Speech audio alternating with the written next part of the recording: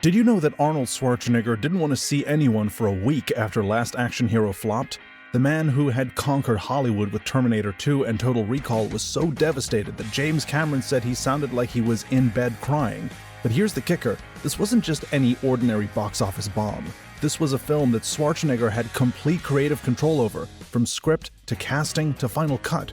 For the first and last time in his career, Arnold was calling all the shots.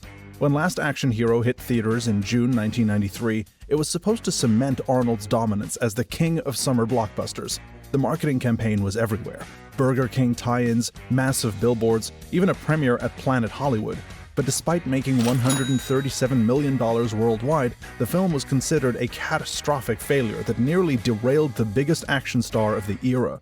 So how did a movie with an $85 million budget, directed by the man behind Die Hard and Predator, starring the world's biggest action star, become one of Hollywood's most notorious disappointments?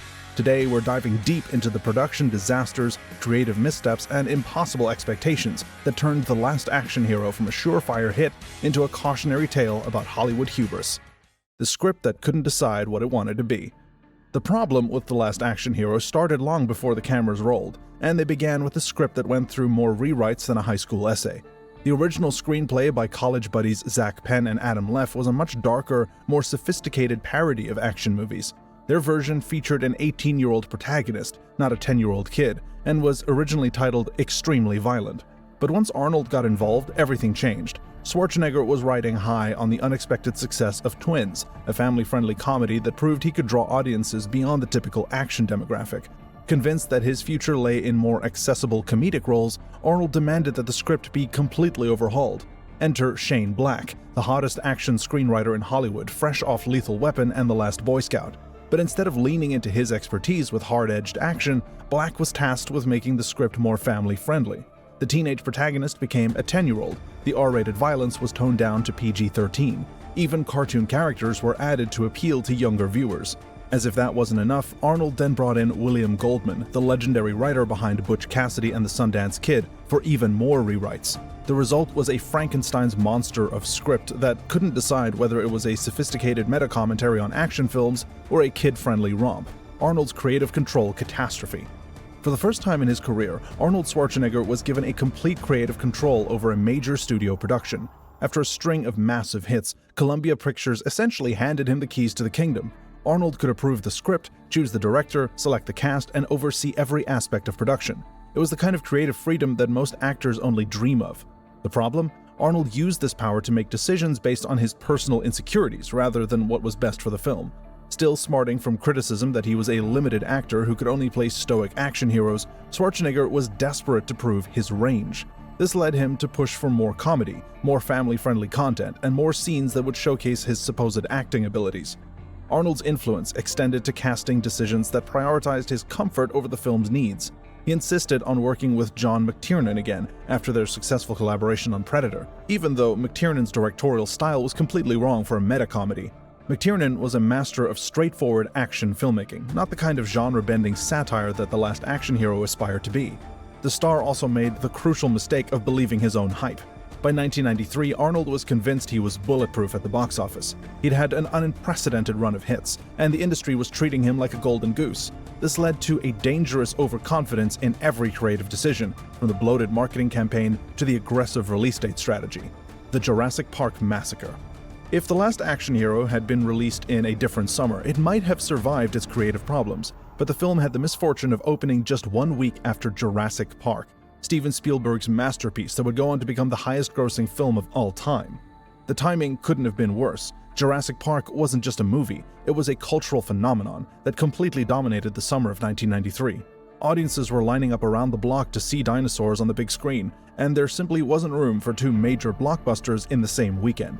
But the real problem wasn't just the competition, it was the contrast. While Last Action Hero was a confused, overly complicated meta-commentary that required audiences to understand multiple layers of movie references, Jurassic Park was pure, streamlined entertainment.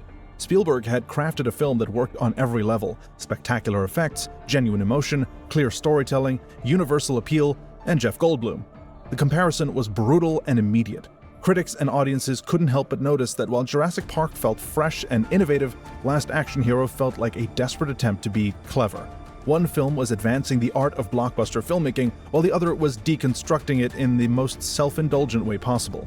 The studio's decision not to move the release date was a critical error that revealed how out of touch they were with their own product. Columbia Pictures was so confident in Arnold's box office power that they believed he could go head-to-head with Spielberg and win. It was the kind of Hollywood hubris that rarely ends well. The marketing meltdown. Last Action Hero's marketing campaign was one of the most expensive and aggressive in Hollywood history, and also one of the most misguided. Columbia Pictures spent an estimated $66 million on marketing alone, nearly matching the film's $85 million production budget. But instead of clarifying what the movie was about, the campaign only added to the confusion. The marketing team faced an impossible task. How do you sell a movie that's simultaneously an action film, a comedy film, a family movie, and a meta-commentary on action films? Their solution was to try to be everything to everyone, which resulted in a campaign that appealed to no one. The trailers emphasized the action sequences while downplaying the satirical elements, misleading audiences who expected a straightforward Schwarzenegger vehicle. At the same time, the campaign's emphasis on the movie's high concept and Hollywood connections alienated viewers who just wanted simple entertainment. The promotional tie-ins were particularly problematic. The partnership with Burger King, the Planet Hollywood premiere, and the Times Square takeover all reinforced the perception that Last Action Hero was more about corporate synergy than storytelling. The film began to feel more like a marketing exercise rather than a genuine creative endeavor, something we were used to now, but not in the 90s. The test screening disaster. While the marketing team was promising audiences the greatest action movie ever made, the film itself was falling apart in test screenings. Multiple preview screenings revealed that the filmmakers should have known all along. Last Action Hero was confusing, overlong, and tonally inconsistent. Test audiences consistently complained that they didn't understand the film's premise or know what genre they were supposed to be watching. The movie's meta-commentary went over the head of mainstream viewers, while action fans felt cheated by the lack of straightforward thrills. Kids were bored by the movie references, while adults were put off by the childish humor. The negative test screenings led to panic at Columbia Pictures. The studio recognized that they had a problem, but by then it was too late for major changes. The release date was locked in, the marketing campaign was already in motion, and there wasn't time for significant reshoots. Instead of addressing the fundamental problems, the filmmakers tried to fix Last Action Hero with cosmetic changes. Scenes were trimmed, dialogue was rewritten, and the ending was tweaked, but none of those band-aid solutions could address the script's core issues. You can't fix a confused screenplay with editing. The Austin O'Brien problem. While Last Action Hero had many problems, perhaps none were as immediately obvious as the casting of 12-year-old Austin O'Brien as Danny Madigan. The young actor, chosen from thousands of auditions, was supposed to be the audience's entry point into the world of Jack Slater. Instead, he became one of the film's biggest liabilities. O'Brien's performance was so universally criticized that it became shorthand for bad child acting in action movies. His delivery was stilted, his emotional range was limited, and his chemistry with Schwarzenegger was non-existent. For a film that depended entirely on the relationship between these two characters, this was a death blow.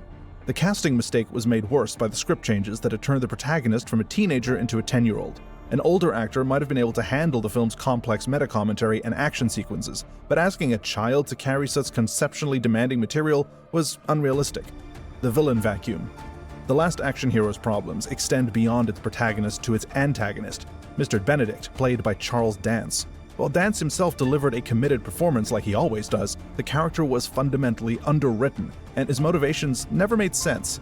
Benedict's plan to escape from the movie world into reality so he could commit crimes without consequence sounds compelling in theory. However, the execution reveals how little thought was put into the concept. Once in the real world, instead of doing something genuinely threatening or interesting, Benedict's big scheme is to attend a movie premiere and bring back the villain from Jack Slater 3. This was a massive waste of the film's central premise. The idea of movie villains escaping into the real world opened up countless possibilities for chaos and comedy. Benedict could have visited any theater in America and assembled an army of cinematic bad guys. Instead, we get one additional villain who recreates a climax we've already seen. But hey, that's just our opinion. What did you think of The Last Action Hero? Was it an ambitious failure, just a mess, or charming? Let me know in the comments below, and don't forget to like and subscribe for more deep dives into Hollywood's biggest disasters. This video was made by movie fans, for movie fans.